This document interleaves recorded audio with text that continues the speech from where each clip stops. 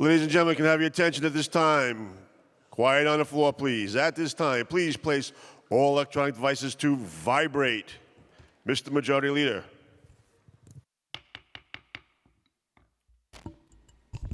Good afternoon and welcome to the stated meeting of June 8th, 2023. I'm Majority Leader Keith Powers, and I'd like to thank everyone for joining us here today.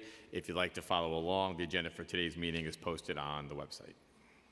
Please join us for the Pledge of Allegiance.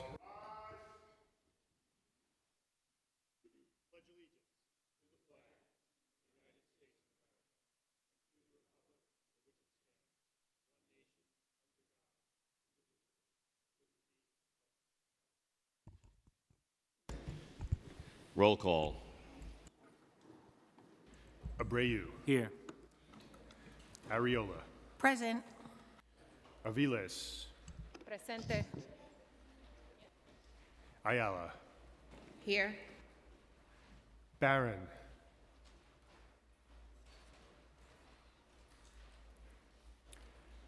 Botcher.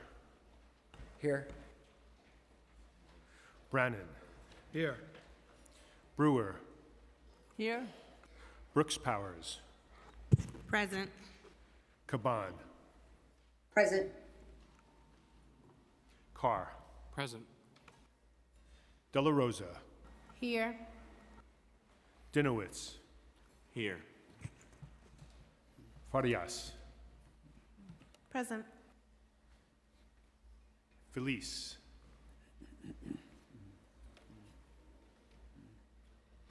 Gennaro. Here. Gutierrez. Presente. Hanif. Here.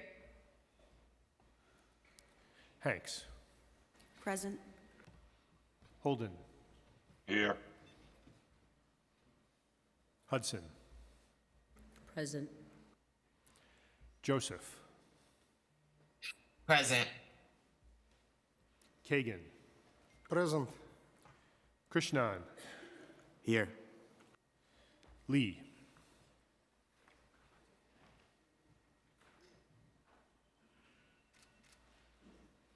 Lewis. Present. Marte. Present. Mealy.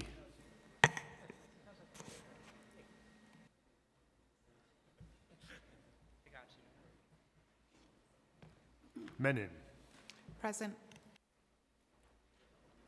Moya. Present. Narcisse. Present. Nurse. Here. Osei. Present. Palladino. Present. Wrestler. Present. Richardson Jordan.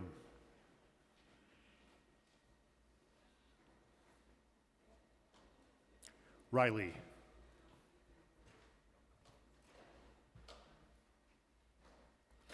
Rivera.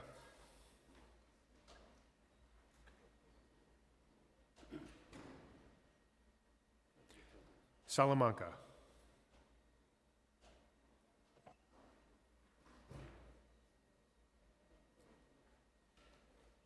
Sanchez. Present.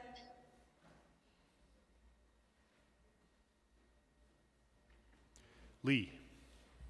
Here. Shulman. Here. Stevens.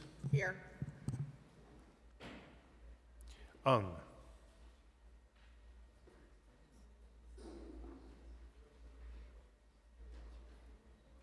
Velasquez. Here.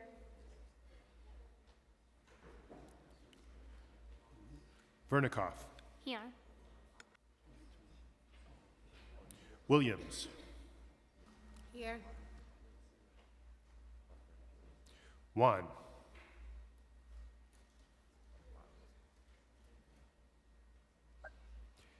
Yeager.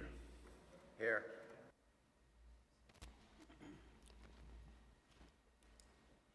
Borelli. Present. Powers. Aye. Speaker Adams. I am present. Thank you. We have no invocation today, so we'll now have the adoption of the minutes by Councilmember Joanne Ariola. I make a motion that the minutes of the stated meeting of May 11th, 2023 be adopted as printed. Thank you. Messages and papers from the mayor. Preconsidered M158 through preconsidered M160, mayoral home rules. State and federal legislation. Communication from city, county, and borough offices. M161, Richmond County Commissioner of Elections. Received, ordered, printed, and filed. Petitions and communications. None. Land use call-ups. M162, 43rd Avenue D mapping. Coupled on call-up vote, I now ask that the clerk take a roll call vote on today's land use call-up items. Abreu. Aye. Ariola. Aye. Aviles. Aye. Ayala. Aye. Barron. Aye. Botcher. Aye.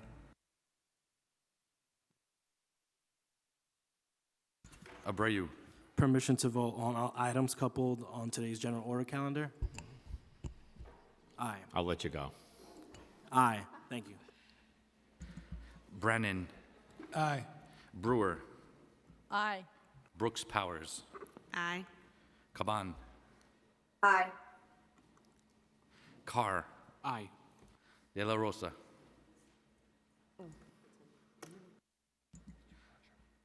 Dinowitz. Aye. Farias. I vote aye on all. Feliz. Gennaro. Aye. Gutierrez. Aye. Hanif. Aye. Hanks. Aye on all. Holden. Aye. Hudson. Aye. Joseph. Aye. Kagan. Aye. Krishnan. Aye. Lee. Aye. Lewis. Aye. Marte. Aye. Mealy. Aye. Menon. Aye. Moya. I vote aye. Thank you. Narcisse. Aye. Nurse. Aye. Osei. Aye. Palladino. Aye. Wrestler. Aye. Richardson Jordan. Riley. Rivera. Salamanca. Sanchez. Aye. Thank you. Schulman. Aye. Stevens. Aye. Ung. Aye. Velasquez. Aye. Vernikov. Aye. Williams. I vote aye. Juan. Aye. Yeager. Aye. Borelli. Aye. Powers. I vote aye. Speaker Adams. Aye.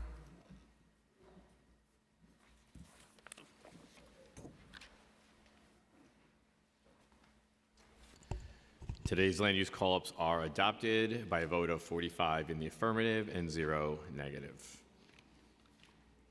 We'll now have communication from Speaker Adrian Adams. Thank you, Majority Leader. Good afternoon, everyone.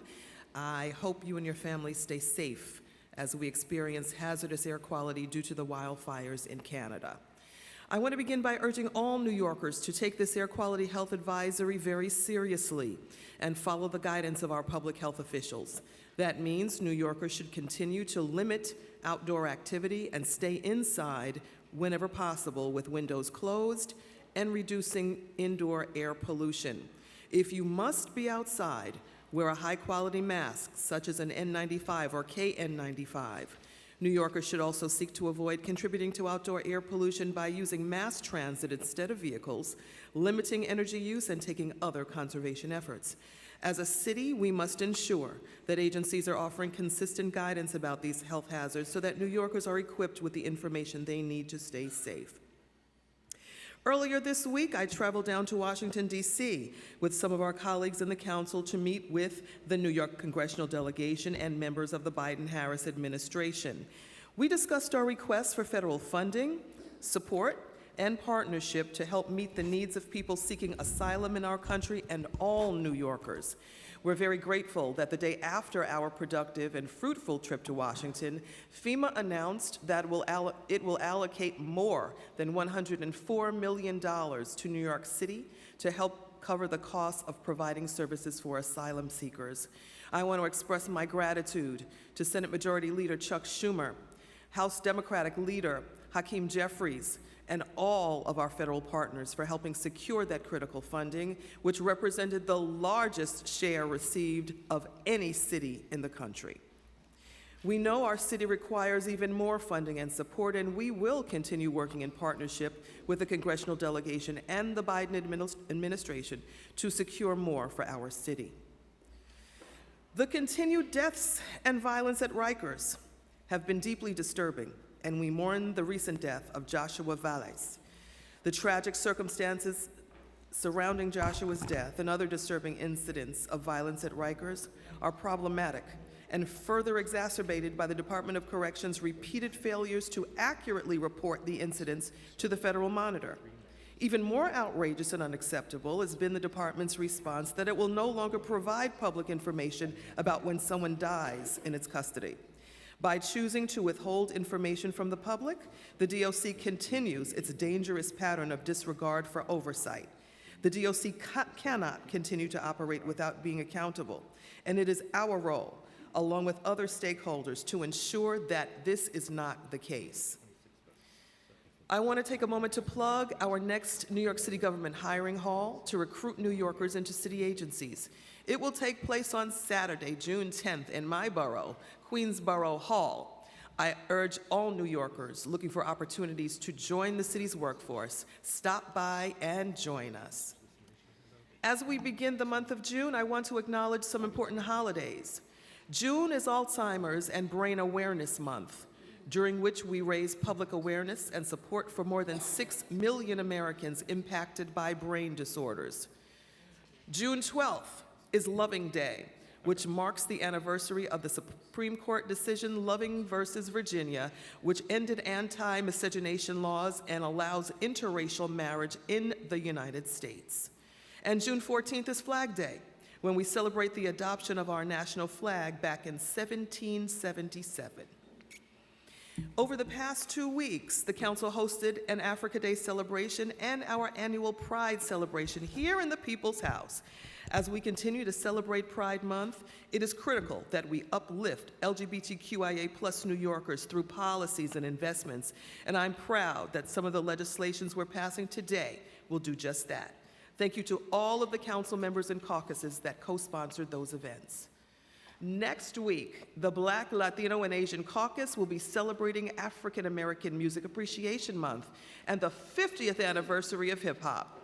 I hope all New Yorkers will join us on June 14th to honor the many legendary artists and giants of our lifetime. Finally, I want to wish a happy belated birthday to Council Member Shaker Krishnan. And happy early birthday to Council Members Pirina Sanchez and Joanne Ariola.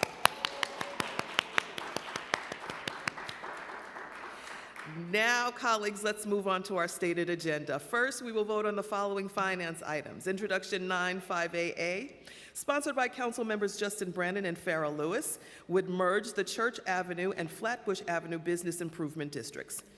A preconsidered resolution authorizing a discount percentage rate for early payment of property taxes.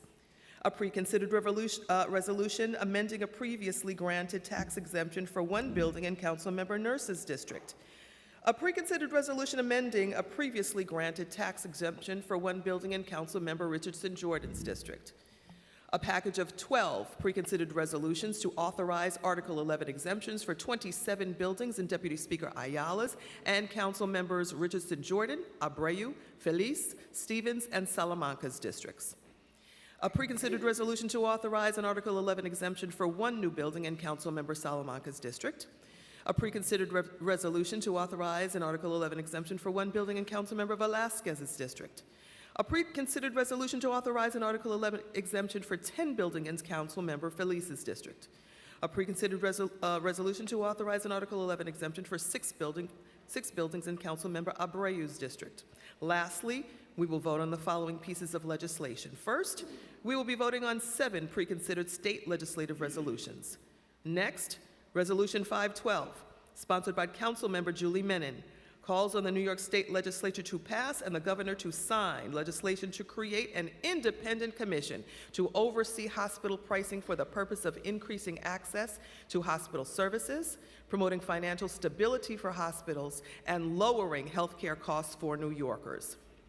Introduction 844, also sponsored by Councilmember Menin, would establish an Office of Healthcare Accountability.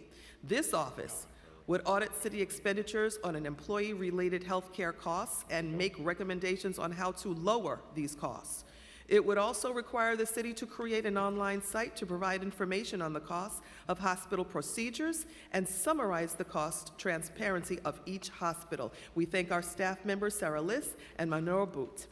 Next, Introduction 325A, sponsored by Councilmember Justin Brannan, would require the Department of Health and Mental Hygiene, the DOHMH, to maintain a list of hospitals with emergency rooms and pediatric trauma centers in New York City. DOHMH would be required to provide the list to pediatricians practicing in the city and would also be required to mail the list to each address designated for a child's birth certificate. Finally, DOHMH would be required to provide this list to the Department of Education and child care programs for annual distribution to parents and guardians of children enrolled in child care programs, 3K and pre-K, and grades K through 8. Introduction 96A, also sponsored by Councilmember Brannan, would require DOHMH to establish a program providing vision testing and eyeglasses to New Yorkers whose income falls within 250% of the federal poverty level. This bill would make vision testing and eyeglasses more accessible to low-income New Yorkers because these services would otherwise be expensive or inaccessible to individuals without vision insurance. Thank you to our staff members, Sarah Liss, Christopher Pepe, Sarah Suker, and Manu Brot. Next, we will vote on the following bills related to heart and cardiovascular health. Introduction 814A, sponsored by Councilmember Shekhar Krishnan, would require DOHMH to issue semi-annual reports on the quantities and locations of automated external defibrillators placed in public places. Placing AEDs in public locations has been found to increase out-of-hospital cardiac arrest survival, improve patient health outcomes, and increase rates of return of a sustained heart rhythm. Introduction 975A, sponsored by our Health Committee Chair, Councilmember Lynn Schulman, would require DOHMH to make available on its website information on free adult, child, and infant CPR courses available to the public in New York City, and to update such information at least once annually.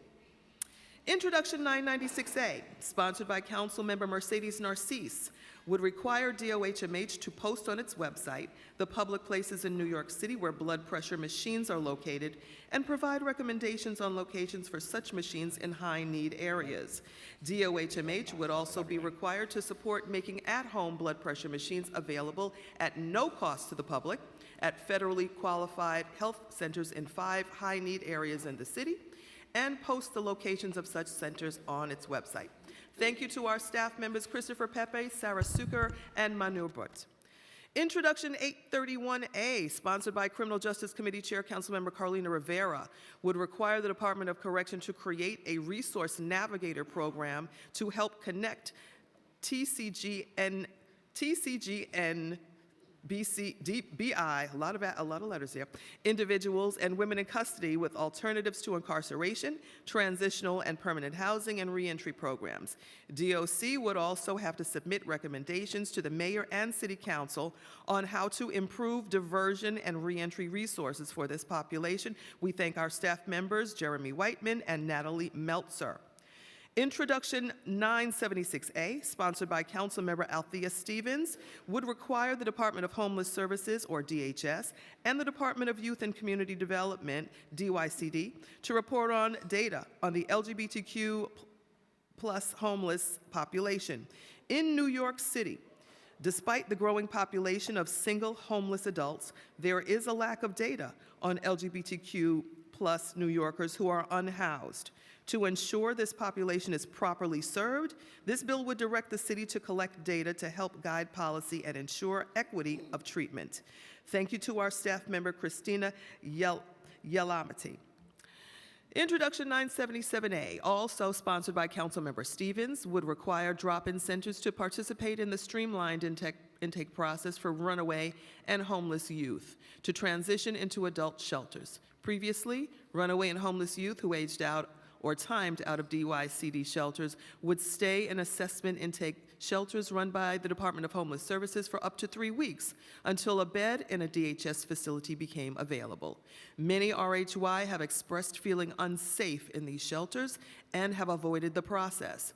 This bill amends the law to include DYCD-funded drop-in centers as a third type of originating facility, expanding the ability for runaway homeless youth to participate in the streamlined intake process and further increase access to services. We thank our staff member once again, Christina Yelamate.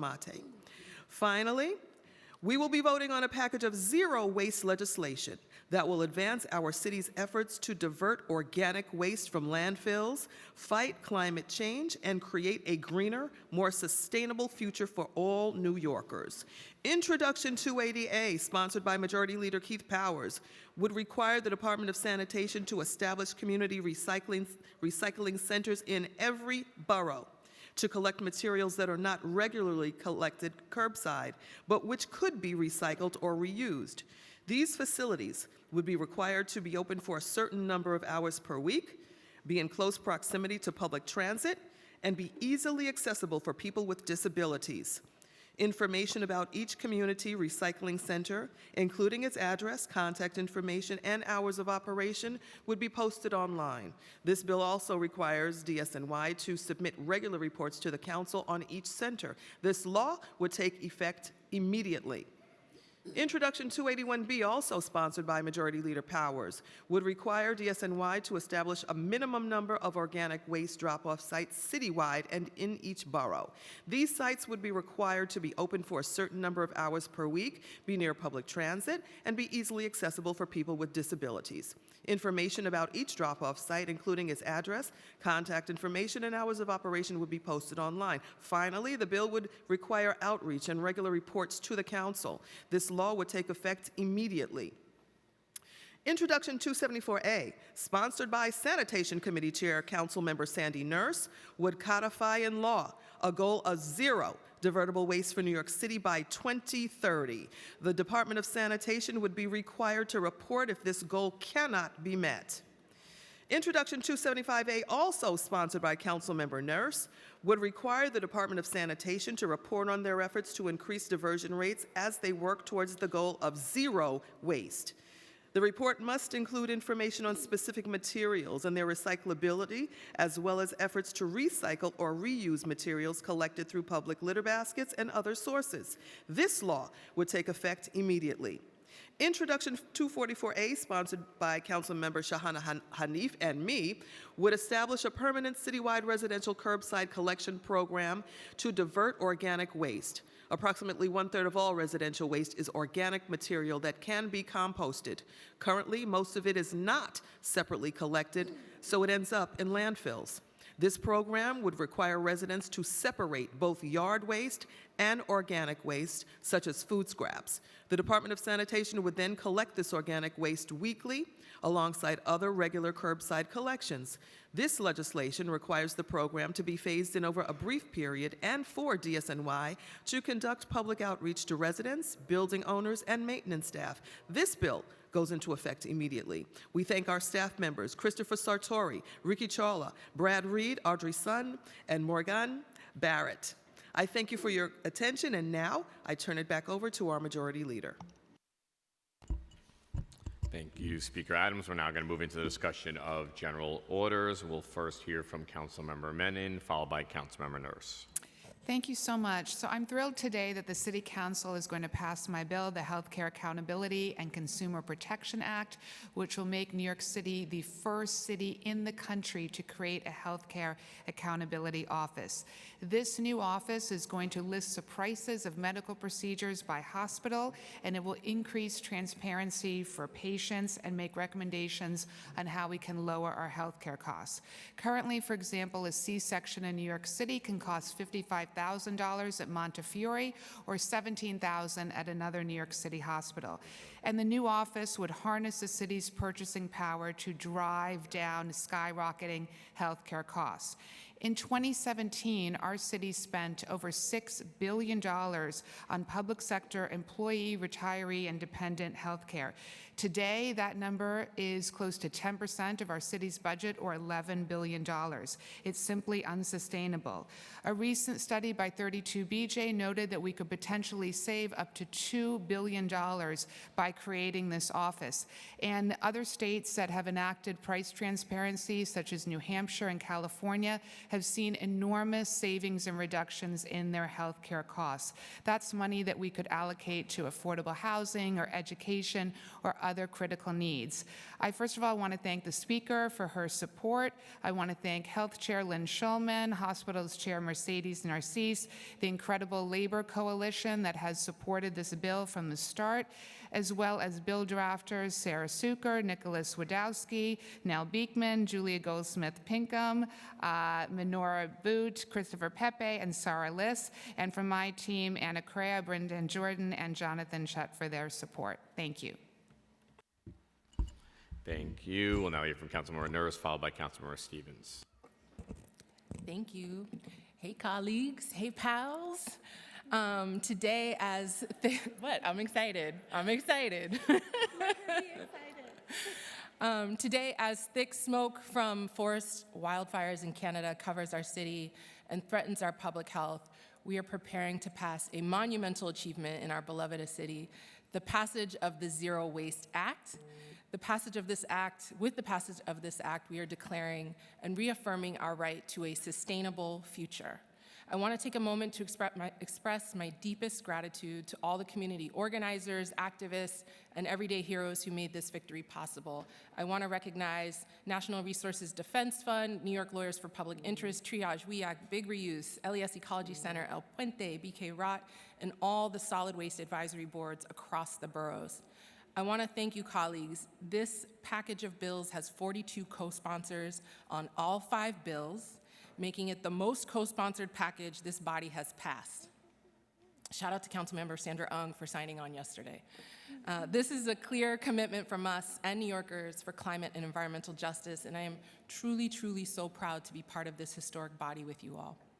A good waste system is not simply a matter of convenience, but a matter of environmental justice and equity, and this legislation will reach far beyond the boundaries of our city.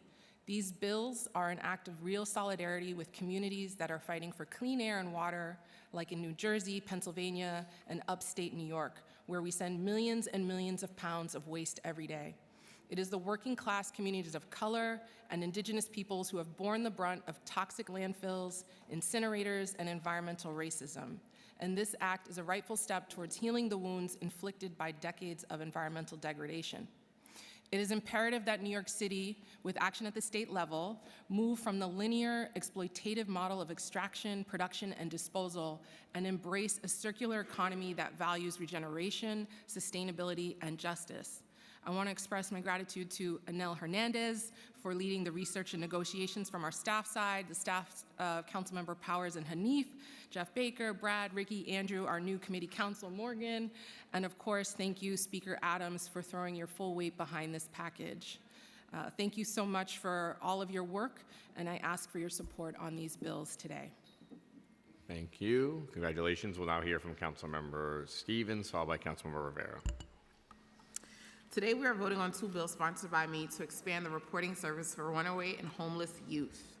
Intro 976 will require the Department of Homeless Services and the Department of Youth and Community Development to report quarterly on the number of LGBTQ homeless persons who receive DH services or DYCD services, as well as the number of shelter beds reserved for such persons. This data is well empowered the council to pinpoint the number of LGBTQ identified persons served by the homeless system so we can take steps to identify their needs and expand services to this too often marginalized group.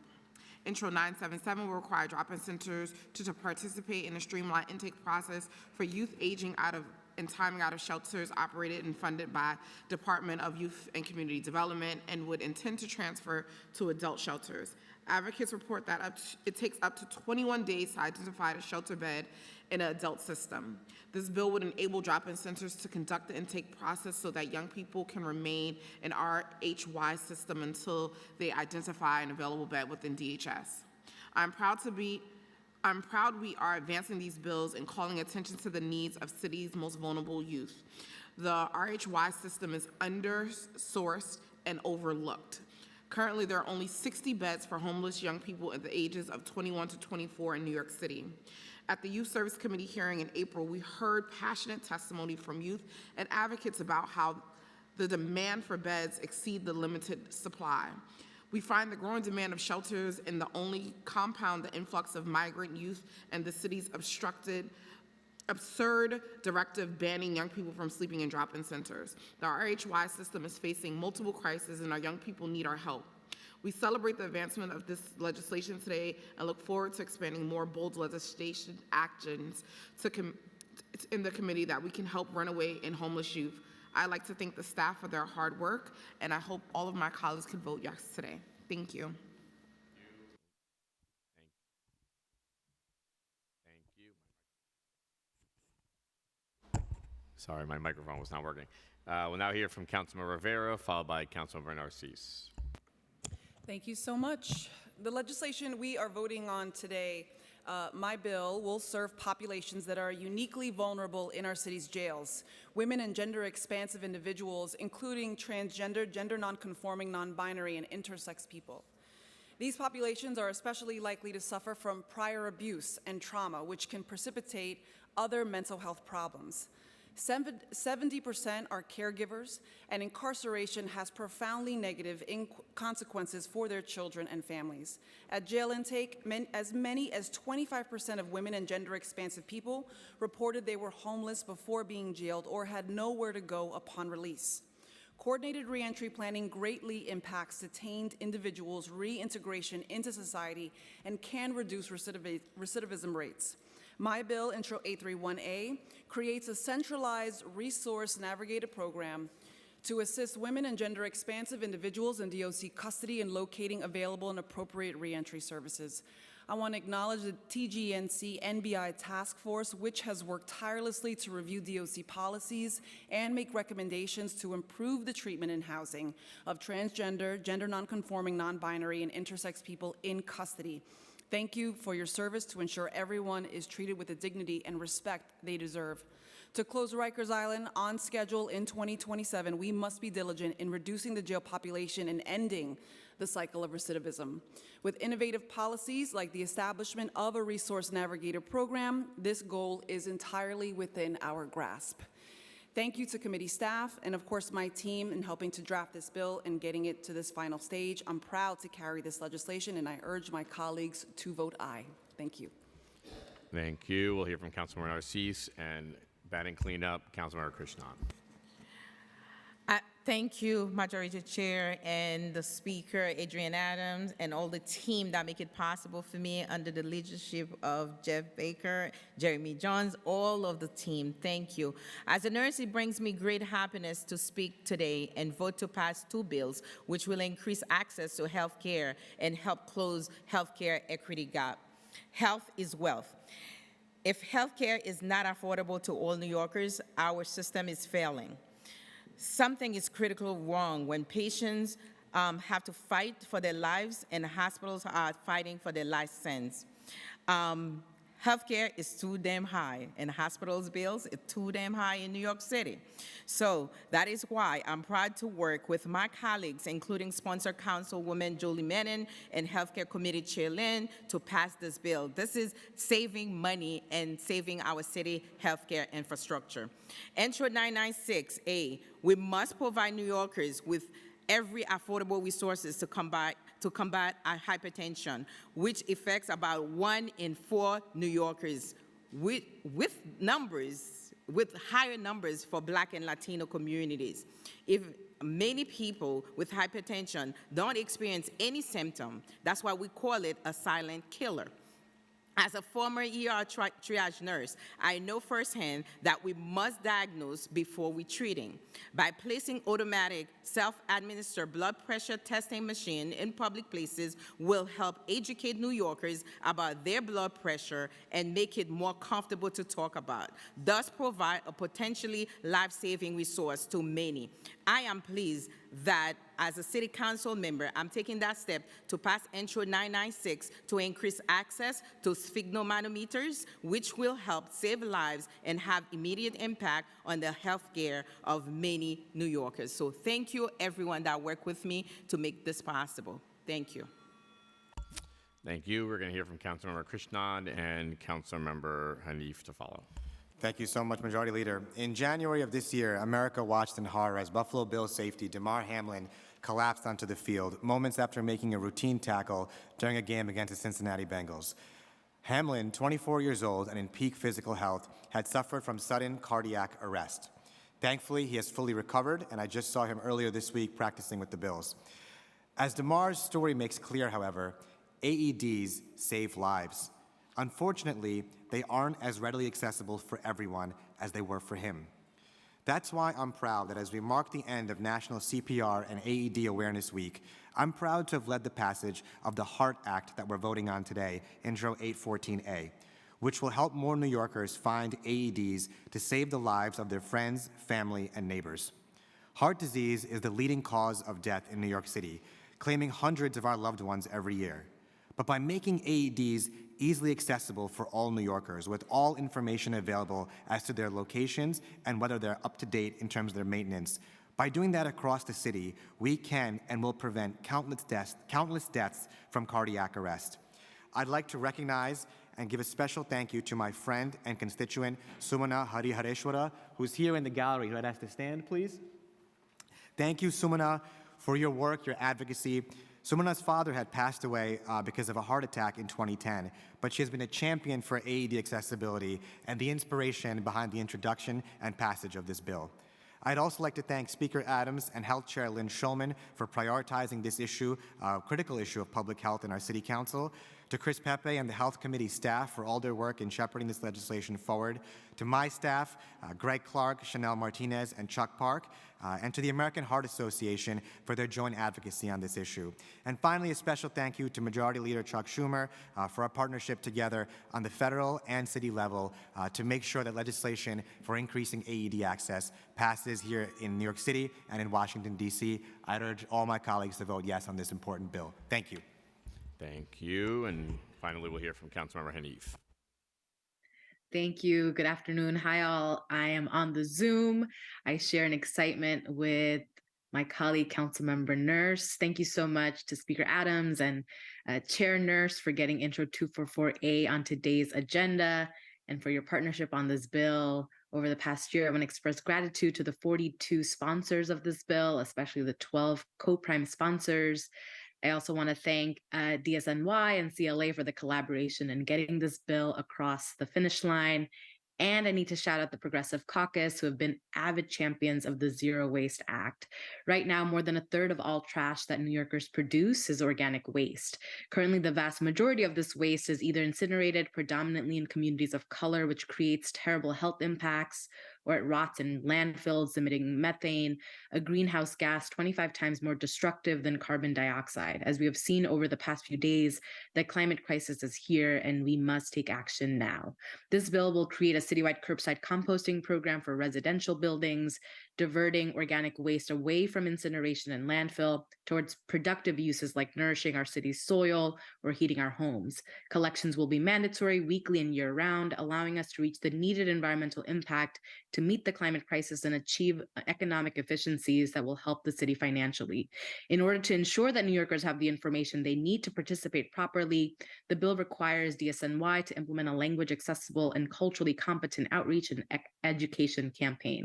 I want to close by thanking the countless advocates who've been instrumental in advancing this bill, including Triage, We Act, NRDC, 350BK, Sunrise, NYCLV, and countless more. I want to thank Alex Liao, Michael Whitesides, Nora Brickner, Moose, Lamia, and Hannah Henderson Charnow from my team, Anel Hernandez from Chair Nurse's team, Haley Goldstein, Ben Jacobs from Councilmember Powers' team, Brad Reed, Audrey Sun, Ricky Chawla, Malik Nasruddin, and Chris Sartori from the Council's Legislative Division, and Emily Mayer from the Progressive Caucus. We could not have done this without you all. I encourage my colleagues to vote yes. Thank you.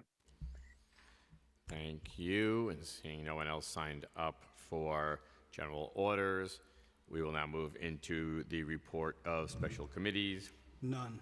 Reports of standing committees. Report of the Committee on Criminal Justice, Intro 831A, Citywide Resource Navigator. Amended and coupled on general orders. Report of the Committee on Finance, Intro 958A, Flatbush and Church Avenue bids. Amended and coupled on general orders. Preconsidered Resol 661, discount percentage. Coupled on general orders. Preconsidered LU 212 and Resol 672 through preconsidered LU 229 and Resol 689 on page 5, tax exemptions. Coupled on general orders. Report of the Committee on Health, Intro 96A, vision testing for low-income individuals. Amended and coupled on general orders. Intro 325A, emergency rooms and pediatric trauma centers. Amended and coupled on general orders. Intro 814A, automated external defibrillators. Amended and coupled on general orders. Intro 975A, cardiopulmonary resuscitation courses. Amended and coupled on general orders. Intro 996A, access to blood pressure machines. Amended and coupled on general orders. Report of the Committee on Hospitals, Intro 844A, Office of Healthcare Accountability. Amended and coupled on general orders. Report of the Committee on Sanitation and Solid Waste Management, Intro 244A, Organics Collection. Amended and coupled on general orders. Intros 274A and 275A, Zero Divertible Waste. Amended and coupled on general orders. Intro 280A, Community Recycling Centers. Amended and coupled on general orders. Intro 281B,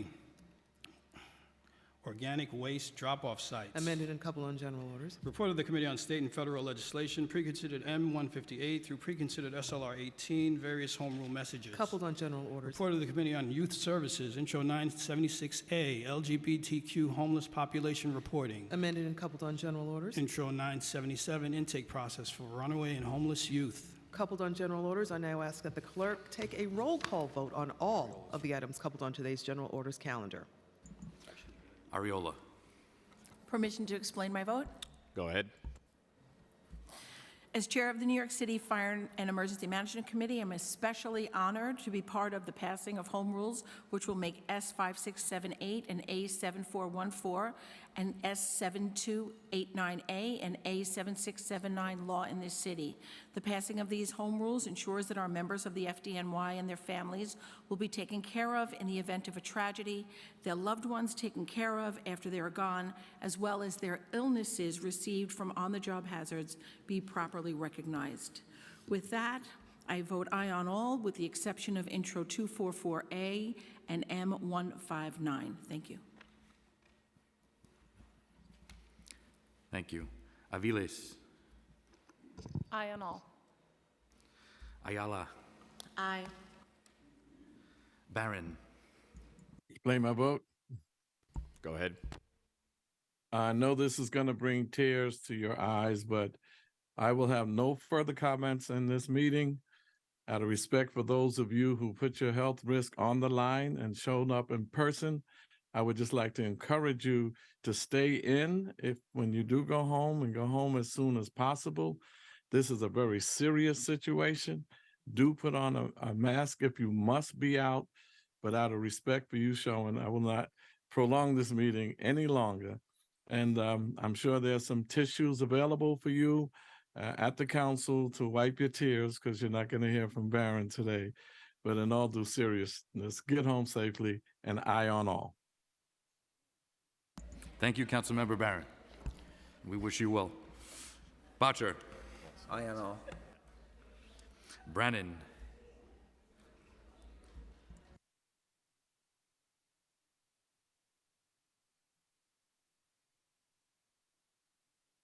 Councilmember Brannan votes aye. Thank you.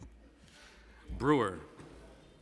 I vote aye, and I'm here. I'm the same age as Barron. Thank you.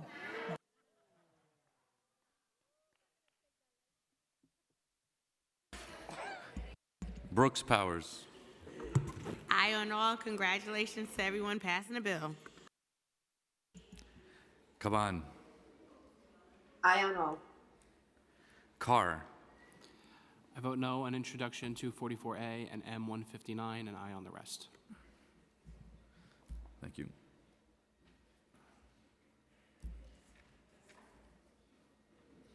De La Rosa.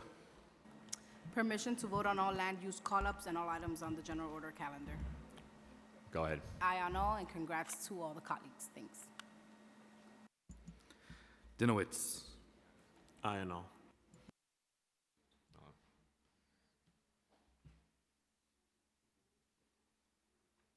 Thank you. Farias. I vote aye on all. Feliz. Permission to explain my vote. Go ahead. Want to congratulate colleague Julie Menon on the Healthcare Accountability Act. Healthcare costs are through the roof, and we need to take action to resolve unreasonable costs. The Healthcare Accountability Act is an important step that will help us save approximately $2 billion per year in healthcare costs. $2 billion. Now, I think all of us can agree that there are 2 billion things that we can do with those $2 billion, including modernizing our schools, modernizing our parks, modernizing our NYCHA, fixing our roads, paying workers the wages that they deserve. So I want to congratulate colleague Julie Menon. Great bill, and I look forward to seeing the positive outcomes from that bill. And I also want to congratulate my neighboring colleague, my neighboring council member, Althea Stevens, as well as council members Carlina Rivera, Sandy Nurse. Good bills that are going to help resolve challenges that vulnerable populations face. Thank you. Aye on all. Thank you. Gennaro. I vote aye, and Sandy Nurse is a hero. There you go. I vote aye. Gutierrez. I vote aye on all. Congratulations, Julie and Sandy. Hanif. Aye on all. Thank you. Hanks. Aye on all. Holden. Aye on all, with the exception of M159, of which I vote no. Thank you, Councilman. Hudson. Aye on all. Joseph. Aye on all. Thank you. Kagan. Permission to explain my vote? Go ahead.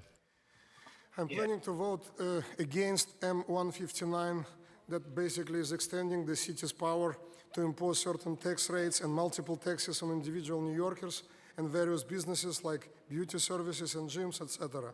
At a time of growing inflation, it is our obligation to help New Yorkers to lower their taxes, to lower tolls, to lower fares, to lower fees, instead of keeping them high or to increase them. So I'm voting nay on M159 and intro 244A, and I'm voting aye on everything else.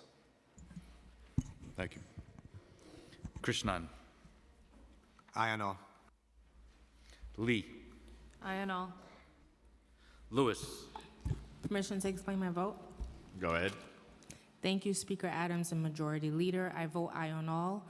As we prepare to commemorate the Juneteenth holiday next week, I would like to quickly make a plug for our package of Juneteenth bills, 1073, 1082, 1085, 214, and 296. I want to thank my colleagues, Council Members Williams, Hudson, Barron, Stevens, and Nurse on their leadership and partnership on our Juneteenth package being introduced today. Generations of oppression require studies into the generations of harm. The harm is oppression-driven enslavement. I encourage all my colleagues to sign on to these bills. Thank you.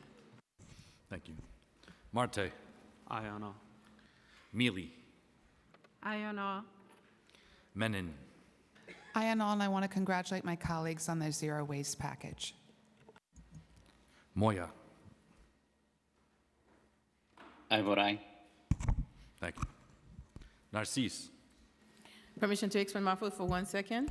1 second. Okay, I want to say thank you to American Heart Association that really helped me a lot, and Sarah Zucker and Manu, and congratulations to my colleagues, Julie Menon, that worked hard on this bill, and thank you to all the waste bill and Stephen. There's great bill here. So thank you to Madam Speaker for allowing us to move through the city and to make it a place where we can live, work, and enjoy. Thank you, and be careful. Listen to Charles Barron, and I vote aye on all. Thank you. Nurse. I vote aye, and just congratulations to Councilmember Menon on this important health care bill. Osei. I vote aye on all. Congratulations to all my colleagues. Palladino. I vote aye on all except for M159 and also on 244A. Thank you. Wrestler. Aye on all, and just want to especially commend my colleagues who worked on the zero waste package. It's really exciting, and the healthcare accountability legislation from Councilmember Menon is a big deal. So congrats to all. Richardson Jordan. I vote aye. I vote aye on all. Thank you. Riley.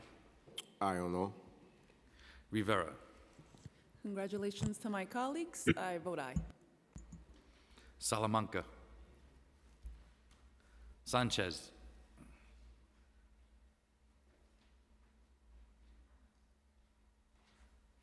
Hello. Sorry. Permission to explain my vote? Go ahead. Okay. Sorry. He's changing my screen. Okay, sorry. Congratulations to all my colleagues. I vote aye on all with the exceptions of pre-considered land use 214 through 225, on which I abstain, as I do further due diligence on Article 11 applications that these owners have within my district. Thank you. Thank you, Council.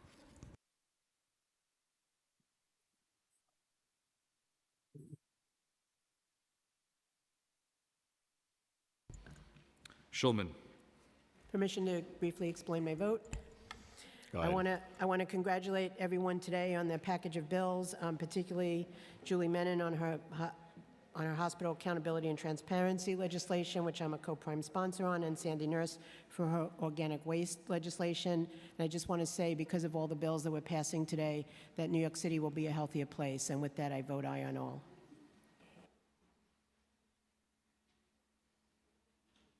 Thank you. Stevens. Aye on all, and happy Pride, everyone. Ung. Aye on all.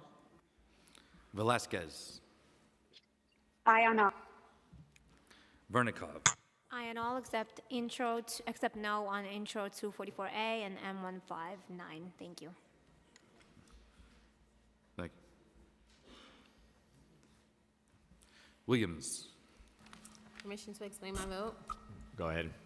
As we approach Juneteenth, I'm thrilled to be a part of a package of bills seeking truth, reconciliation, and yes, we hope reparations. Thank you to my colleagues who are leading this effort, Councilmember Nurse, Hudson, Lewis, Barron, and Stevens. I urge everyone to sign on to the bills in this package. Special shout out to all the staff that worked tirelessly to get this done: Jessica, Jesse, CJ, Brenda, Elliot, Wesley, and of course, Jeff Baker.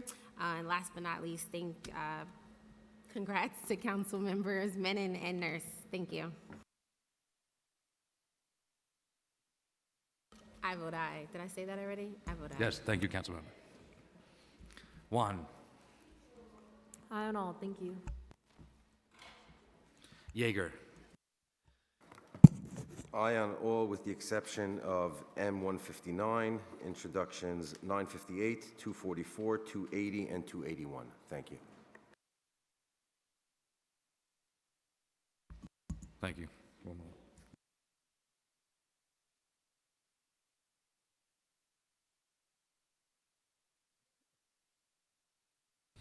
Borelli. A moment of indulgence, Mr. Majority Leader. You are indulged. Thank you. I want to point everyone's attention to an article that was just recently posted in the BBC. World's most expensive city. New York, now top of the list, and Singapore. I can't do anything about Singapore, but we can do something here about New York. And that's why I'll be voting against M159 today. And by the way, I'm sorry, this is my son, John. I think, hopefully we don't have an Andrew Giuliani moment. Andrew's my friend, I say that in kindness. But New York City is now the most expensive city. Just 16 hours ago, CNBC, another news outlet, said New York is now the most expensive city for expats, people who are citizens of foreign countries who are coming here to live.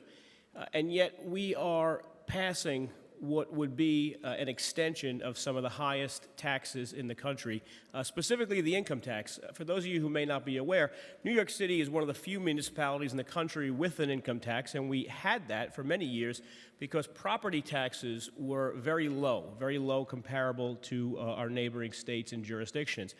Mayor Bloomberg and some of our predecessors here in this room, no one here was there then, decided to almost double the effective property tax rate on all of our constituents. That affects homes, that affects condos, that affects co-ops, and that affects renters. Some of the affordability crisis we have today in housing is the direct result of these tax implications. So I would hope in the future we do more deliberation on giving Albany this authority to pass taxes that continue some of the highest tax rates in the country in an unfortunate situation where we do live in a city with an affordability crisis. So thank you.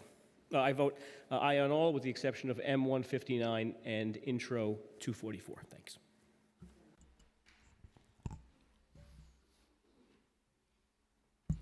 Powers. I vote aye, and I want to give a special congratulations to Councilmember Nurse and Hanif on the Zero Waste package, which I'm proud to be part of today. I want to thank them and the staff here and their staffs for very, very hard work to get that over the finish line. And thanks to the Speaker and everyone else for bringing that forward and getting us to the finish line on that as well. I vote aye on all. Speaker Adams. Congratulating colleagues Julie Menin and Councilmember Sandy Nurse and her entire committee, our staff for working very, very hard to eliminate waste in the city of New York. Congratulations to all of my colleagues passing amazing legislation today. I vote aye on all.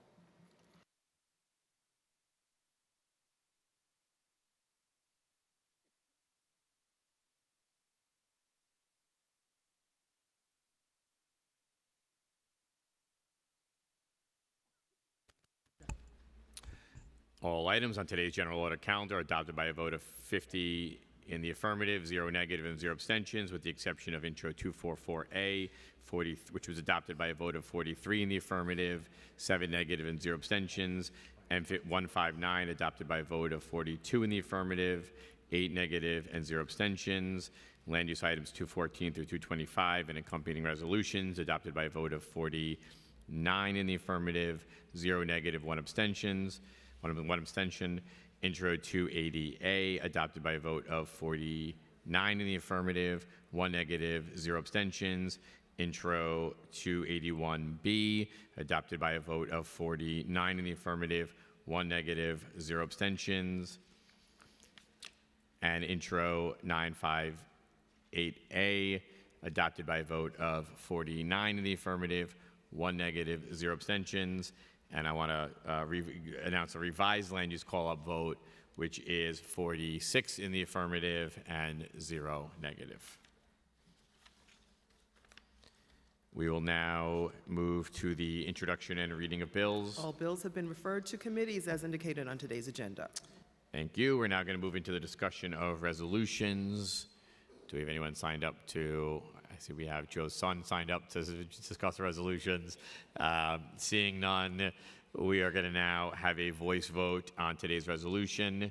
If you wish to vote against or abstain from today's resolution, please notify the legislative document unit by email or by approaching the dais before the vote. I'll now read the resolution into the record. Resolution 512 calls on the New York State Legislature to pass and the governor to sign legislation to create an independent commission to oversee hospital services pricing for the purpose of increasing access to hospital services, promoting financial stability for hospitals, and lowering healthcare costs for New Yorkers. Will all those in favor please say aye? All opposed say nay. Any abstentions? The ayes have it. We'll now move into general discussion. We have 4 members signed up. We'll first hear from Councilmember Kagan, followed by Councilmember Caban. Thank you. This week I attended public hearing of the Committee on Fire and Emergency Management, chaired by Councilwoman Joanna Ariola, about promotional opportunities for EMS workers. It is completely unacceptable that starting salary of EMS workers in June of 2023 in New York City is $39,000 a year. We are talking about EMS heroes who are saving lives every day and helped countless New Yorkers during the pandemic. We have a moral obligation not just to raise maximum age of EMS workers who would be eligible for promotional firefighter exam, but also to raise their starting salary. They deserve it. Thank you so much. Thank you. We'll now go to Councilmember Caban, followed by Councilmember Krishnan, and lastly, Councilmember Brewer. Thank you very much. Today, alongside Public Advocate Jumaane Williams and my LGBTQIA+ caucus co-chair, Councilmember Hudson, I'm introducing Intro 1068 of 2023 to provide for the rights, protection, and economic security of some of our most marginalized, most criminalized, and most disrespected neighbors, New Yorkers who engage in sex work. In places like Australia and New Zealand, governments have taken this politically thorny issue and established smart, compassionate, evidence-based, and human rights-affirming legal frameworks around sex work. And it's time for us to take a first step in the same direction. It feels especially appropriate to introduce this legislation in Pride Month, as sex work constitutes one of the essential planks of the LGBTQIA+ caucus's first of its kind Marcia and Sylvia plan. And as the Marcia and Sylvia plan notes, whether a given person engages in sex work owing to economic desperation and a lack of other employment options, or because they make good money, create their own schedule, and find it empowering, the city has a responsibility to protect the health, safety, and economic well-being of all New Yorkers, regardless of what they do for a living. And let's be clear, sex work is work. Among other provisions, Intro 1068 would prohibit housing discrimination against a prospective tenant on the basis of current or past sex work. It would create a board within DCWP tasked with ensuring sex workers know their rights in relation to specific workplace issues they are particularly likely to face, like wage theft. It would establish a program for awarding grants to community organizations that work directly with sex workers to provide economic support for mobility, health, housing, and social well-being. These are common sense, cost-effective strategies for making a New York with greater economic prosperity, greater public safety and public health, more racial and gender equity, and more care and compassion. And I'm excited to speak more about this vital legislation in the coming weeks and months. Thanks, y'all. Thank you. We'll now hear from Councilmember Krishnan, followed by Councilmember Brewer. Taxi workers are some of the most essential workers in our city. In my district of Jackson Heights and Elmhurst, I am proud that we have the largest population of driver residents in all of New York City. They are my neighbors, fellow parents, and friends. I see their cars parked on the side of the street, eating at our restaurants, walking their kids to school with me, and praying at our local masjids. However, despite being essential workers, unfair deactivations of drivers from billion-dollar for-hire vehicle companies don't just cut into the income of drivers. They strand them with tens of thousands of dollars of debt. They also harm an entire community, my community, and so many others across the city. That's why I'm proud today to be introducing Intro 1078 to end the unfair and wrongful deactivation of for-hire vehicle drivers in the city, and Intro 1079 to make sure that e-hails by drivers are paid at the same rates as street hails as well. I am proud to be leading this next fight for our taxi workers with the New York Taxi Workers Alliance and co-sponsors Councilmembers Shahana Hanif and Councilmember Linda Lee. At my side, I know together we will win, because always driver power, union power. Thank you. Thank you. Finally, we'll hear from Councilmember Gail Brewer. Thank you very much. I want to thank Councilmember Krishnan and others regarding trees, and I hope that people will support Intro 1066, which would require the Office of Long-Term Planning and Sustainability to consider the role of trees and canopy and vegetation in his long-term sustainability planning. And I think it mirrors and works with the bill that the chair has suggested, along with Councilmember Bottcher, to create an urban forest master plan. Number two, I just want to bring to people's attention that tomorrow we're doing a hearing and oversight and investigations about the Erie Basin Storage Facility fire. But when we did the investigation, thanks to the amazing staff at O&I, we're also learning that there are a lot of warehouse issues in our city, and I think we should pay a lot of attention to them. And third, I want to thank everyone who signed the letter to the president trying to get support for migrants being able to work in our city and in our country. Almost everybody signed it, and I hope that when the speaker went to Washington and helped, I think that everyone should understand as much as we do that that is what is needed. Yesterday, some of us were at the Lincoln State Facility, which is on 110th Street. Many migrant men are housed there, supposedly temporarily, but I don't know what temporarily means anymore. And all they want to do is work, and we've got to figure out how they can do that. Thank you very much. Thank you. I'm now going to call on Speaker Adrian Adams to close out today's stated meeting. Thank you, Majority Leader. The stated meeting of June 8, 2023 is hereby adjourned.